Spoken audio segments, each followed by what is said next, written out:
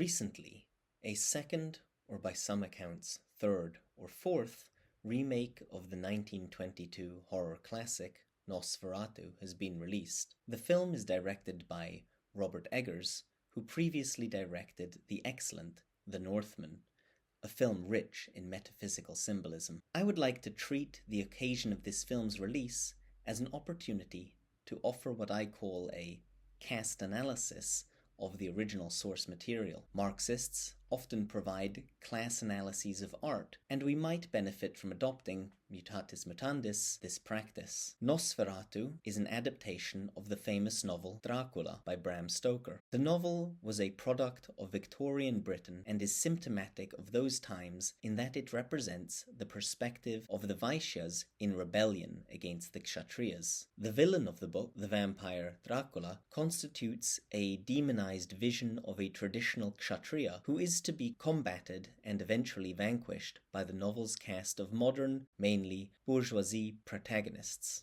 Dracula is an aristocrat, Count Dracula, modelled on an historical 15th century prince, Vlad Dracula of Wallachia. Everything about the Count signifies his pre-modern origins. His supernatural nature betokens a time when reality was not quite so solidified as it is now. He is of Transylvanian origin, Eastern Europe being, in the late 19th century, still largely traditional. He inhabits a derelict Gothic castle whose medieval architecture speaks to his identification with tradition, and its dilapidation symbolizes the status of tradition as relegated to the past. The peasants and Romani on whom Dracula feeds, and who in turn live in terrified subservience to him, are an hyperbolized image of the lord-serf relationship as it exists in the modern bourgeois imaginary. Gothic architecture is the symbol of Western tradition. The lower orders looking up in fear at the Gothic castle inhabited by a powerful aristocrat is a deeply traditional image. But in Dracula, its connotations are inverted. Traditionally, this fear is a fear of righteous punishment. In Stoker's hands, it becomes a fear of something evil and deviant. Dracula's opponents are not only mostly bourgeois, but from the vanguard societies of modernity: the Dutch Professor Abraham Van Helsing, the American Quincy Morris, and the English psychiatrist John Seward, solicitor Jonathan Harker, and schoolteacher Mina Murray. Only Sir Arthur Homewood and his fiancée Lucy Westenra are aristocrats. It is a commonplace to observe that Dracula's predation is subtextually sexual. He enchants young women, entering their bedrooms at night, bites their necks, and transfers an infection to them by an exchange of bodily fluids. Added to this is the matter of his plurality of brides. He lives with 3 female vampires, described in the novel as coquettish, and usually depicted as buxom in film adaptations, although they do not feature in the Nosferatu films. This speaks to the moralism of the early moderns, which was nowhere stronger than in the bourgeoisie. The Victorian preoccupation with ostensibly Christian morality reflects the decline of Christianity in this period. Religion is a disclosure of primarily metaphysical truth, and only secondarily moral truth, morality being posterior to metaphysical verity. The moralism of the Victorian era, contrary to what one's first impressions may be, is indicative not of the strength but of the weakness of Christianity at the time. As the Church cedes ground to modern science in the ontological sphere, the realm of what is, it clings more tenaciously to the normative sphere, the realm of what ought to be. If one introspects,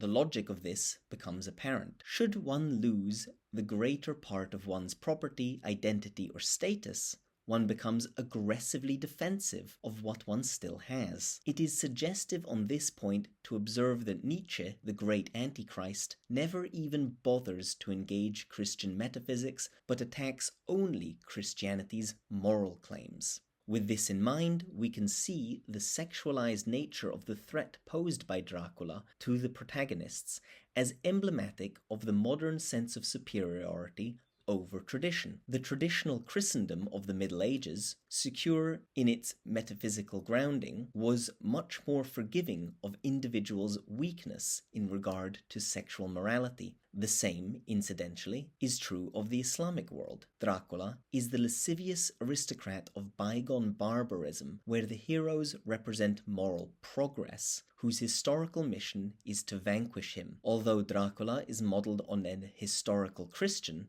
and he comes from a traditionally Christian land, it is a land that, at the time of Stoker's writing, had until only recently been under Ottoman rule. Dracula's 3 wives, to whom he seeks to add a 4th, is likely intended to be suggestive of Islamic polygyny. This is congruent with the theme of modernity demonizing traditional sexuality. Indeed, it is notable that between the 2 English female characters, it is the aristocrat Lucy who is punished in the narrative by being turned into a vampire. It is also the aristocrat who is portrayed as possessed of sexuality, while the middle-class Mina, who triumphs over Dracula's charms, is more chaste. Indeed, at one point in the novel, Lucy wonders why it is not permitted for her to marry all 3 of her suitors. One wonders if Stoker was aware that polyandry was not unknown to traditional peoples. A final point of interest is the near total absence of Brahmins from the Dracula narrative. One would have thought that, confronted with a demonic being whose repulsion by crucifixes and holy water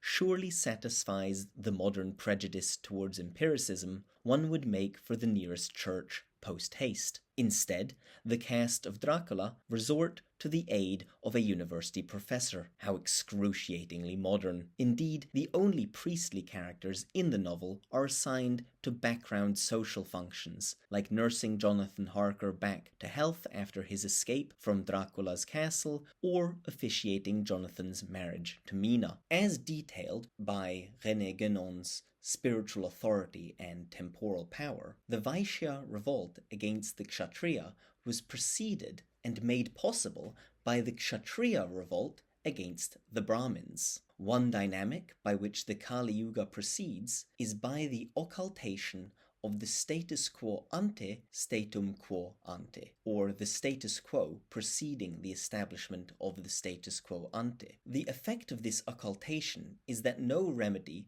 to the faults of the status quo ante are readily apparent save for that in the direction of progress, or rather decline. Thus, by the time we reach the revolt of the Vaishyas, the rule of the Brahmins has all but faded from memory, and the only apparent alternative to the mounting failings of the Kshatriyas is the rule of the Vaishyas. Thus we have it that the priesthood play no role in the struggle between Count Dracula and his middle-class foes.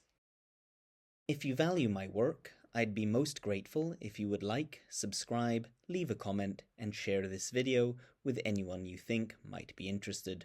If you would like to support me in working on this project, I'd be deeply thankful if you would consider becoming a regular supporter through Patreon or making a one-time donation through Ko-fi. Links in the description.